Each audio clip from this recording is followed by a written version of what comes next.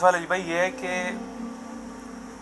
آل امیہ کے دور میں حضرت علی رضی اللہ تعالیٰ عنہ پر سب و شتم ہوتا تھا. اس میں میری کچھ علماء سے بات ہوئی, دو طرح کے آئے. ایک تو وہی روایتی چیز کہ وہ سب و شتم تنقید والی بات تھی, گالی گلوچ یا لعن طعن والی نہیں تھی.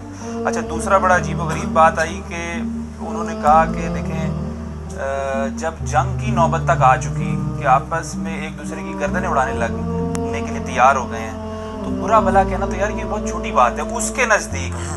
اور چھوٹی بات ہے سر, ہمیں بیان کرنے دینا, آپ کو تکلیف کیوں ہوتی ہے پھر؟ ہاں, اور ساتھ انہوں نے یہ کہا کہ لعن طعن والی بات تو یار وہ تو سیدنا علی نے بھی کی ہے قنوت نازلہ میں. نہیں, اس میں قنوت نازلہ پڑھی ہے, لعنت نہیں بھیجی. اس میں الفاظ ہیں مصنف ابن ابی شیبہ میں, اللہم علیک بمعاویۃ و اشیاءہ و عمرو بن عاص و اشیاءہ, اے اللہ معاویہ اور اس کے شیعہ کو تباہ و برباد کر, اور عمرو بن عاص اور اس کے شیعہ کو تباہ و برباد کر. یہ تو سنت پہ عمل کیا نا. حضرت علی کے پیچھے تو نبی علیہ السلام کھڑے ہیں نا, علیکم بسنتی و سنت الخلفاء الراشدین المہدیین, تو خلیفہ راشد کی سنت پہ عمل کر رہے ہیں.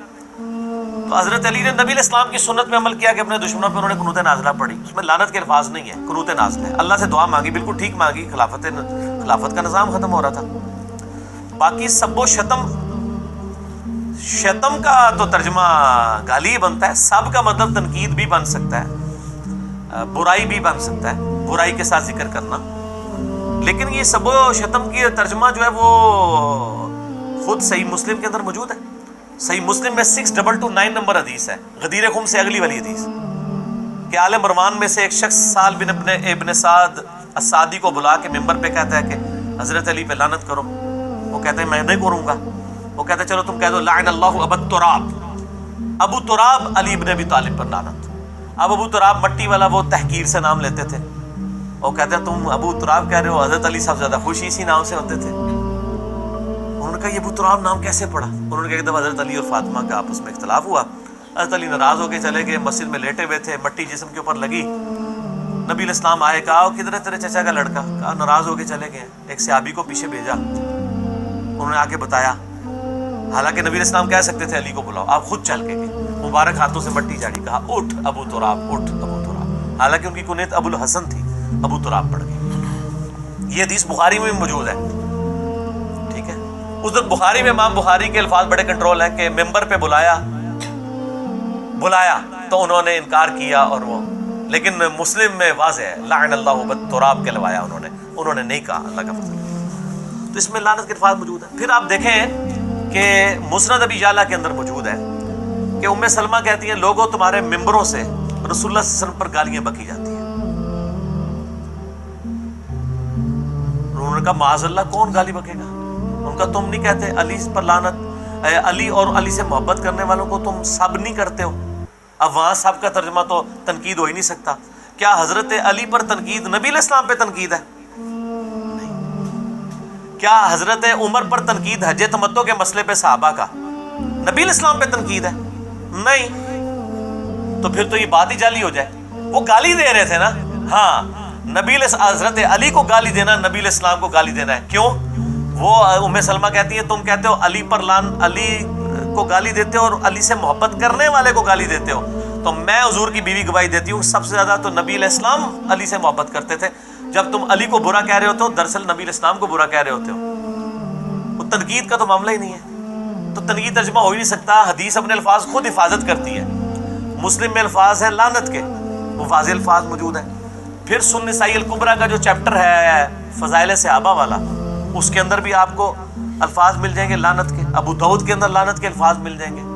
یہ ساری کی ساری حدیثیں میں نے اس کے اندر شامل کی ہیں. ان سے چھٹکارا ممکن نہیں ہے, کسی صورت ممکن نہیں ہے.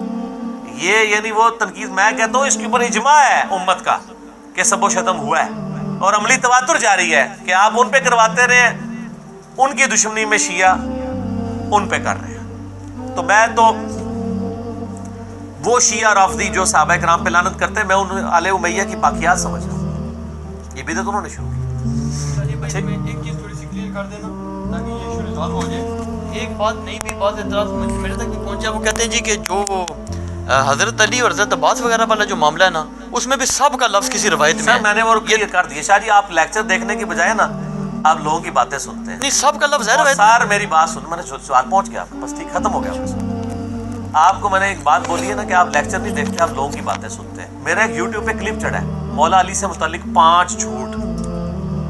اس میں عباس ابن عبد المطلب کا اور حضرت علی کا جو جھگڑا ہوا ہے اس کے اوپر میں نے بات کی ہے, اور میں نے بتایا وہ باپ بیٹے کا رشتہ تھا اور ایک واقعہ ہوا ہے. یہ نہیں ہوا کہ حضرت عباس روزانہ ممبر پہ چڑھ کے حضرت علی پہ سب کرتے تھے. ٹھیک ہے گالی ہوا ہے لیکن وہ وقتی طور پہ ہوا ہے. مسلم شریف میں یہ حدیث ہے کہ چچا باپ کی مثل میں ہوتا ہے. باپ اگر اپنے بیٹے کو گالی دے دیتا ہے وہ ایک واقعہ ہے. یہ تو نہیں ہے کہ حضرت علی مر چکے ہیں اور مرنے کے بعد 20 سال تک ممبروں پہ لعنت ہو رہی ہے اور اس سے حضرت عباس کا آپ واقعہ لے رہے ہیں. خدا کے لیے لوگ گھاس نہیں کھاتے, آپ گدھے کے اوپر لکیریں پھیر کے زیورہ بنانے کی کوشش نہ کریں. میں نے ان ساری باتوں کے جواب دے دیے ہیں. کون سا کلپ ہے شاہ جی؟ آپ نے جا کے پہلا کام یہی کرنا ہے, مولا علی سے متعلق 5 جھوٹ. اس میں ایک اور روایت بھی ابو داؤد کی انہوں نے وہ اٹھائی ہوئی تھی آج کل, کہ وہ سلمان فارسی نے حضرت حذیفہ کو ڈانٹ دیا. وہ صحابہ کے بارے میں اس طرح کی حدیثیں بیان کرتے تھے, ان کا میں حضرت عمر کو شکایت کر دوں گا. میں نے پورا اس کا کنٹیکسٹ بتایا ہے کہ وہ کون سی باتیں تھیں. تو یہ میں آلریڈی ریکارڈ کرا چکا ہوں. ٹھیک ہوگا جی. بات یہ ہے کہ بخاری میں حدیث ہے مردوں کو گالی مت دو, وہ اپنے انجام کو پہنچ چکے. بائی نیم کسی مردے کو آپ گالی نہیں دے سکتے. جنرل آپ کہہ سکتے ہیں کہ جن لوگوں نے حضرت حسین کو قتل کیا ان پہ اللہ کی لعنت ہو. وہ تو ہمیں سلمہ نے بھی کہا ہے راکیو تم پہ اللہ کی لعنت ہو, لیکن کسی کا نام لے کے اسپیسیفکلی وہ لعنت آپ نہ کریں. جنرل تو آپ کریں گے, وہ قرآن میں لعنت ہوئی ہے. آیت درود جو ہے ان اللہ و ملائکتہ یصلون علی النبی, اس سے اگلی آیت کیا ہے؟ ان الذین یؤذون اللہ ورسولہ لعنہم اللہ فی الدنیا والآخرہ. جو اللہ اس کے رسول کو تکلیف دیتے ہیں دنیا اور آخرت میں ان پہ اللہ کی لعنت ہے اور ان کے لیے اللہ نے عذاب تیار کر رکھا ہے. تو جس نے علی کو تکلیف دی اس نے نبی کو تکلیف دی, جس نے حسین کو تکلیف دی. اور فاطمہ کے بارے میں فرمایا میرے جگر کا ٹکڑا ہے. تو فاطمہ کے 2 ٹکڑے آپ نے قتل کیے ہیں نا, حسن حسین. تو نبی علیہ السلام کو بھی تکلیف ہے, تو لعنت تو خود بن جائے گی جنت. تو یہ جو تنقید والے معاملہ, پھر باقی یہ کہنا کہ نا جی جنگیں ہو گئی تھیں, باقی معاملات جو ہیں وہ چھوٹے ہیں. تو ہم کہتے ہیں آپ چھوٹے معاملات کو, پھر آپ کو تکلیف کیوں ہوتی ہے چھوٹے معاملات بیان کرنے پہ, جب وہ معاملات ہی چھوٹے ہیں تکلیف کیوں ہوتی ہے؟ ان کو پتہ ہے کہ جنگ سے بڑا مسئلہ ہے. جنگ تو ہوئی, آپ آمنے سامنے آئے, تلوار اٹھائی, ختم ہو گئی. تنقید میں تو آپ کی ذہنیت اور ذہن کی غلاظت کا پتہ چلتا ہے کہ ایک کام ختم ہو چکا ہے اور آپ 90 سال تک اپنا اندر کا غبار نکال رہے ہیں. سب و شتم جنگ جمل صفین نہروان سے بڑا مسئلہ ہے, کیونکہ تو جنگ ہوئی, ختم ہو گئی. ایک تلوار اٹھا کے میرے سامنے آگے ظاہر ہے میں بھی تلوار اٹھاؤں گا, لیکن جنگ ختم ہو گئی. آپ ہر ممبر کے اوپر لعنت کر رہے ہیں اور 90 سال تک لعنتیں کروا رہے ہیں, آپ کا غصہ ہی نہیں ٹھنڈا ہو رہا. سب و شتم از بگر ایشو دین جنگ جمل صفین نہروان. وہ کہنے کو چھوٹا کہتے ہیں لیکن وہ ہے بڑا ہے. تو اگر وہ کہتے ہیں چھوٹا تو ہم الزامی جواب دیتے ہیں, پھر آپ کو تکلیف نہیں ہونی چاہیے جب ہم بیان کریں. چھوٹا ایشو ہے نا, کرنے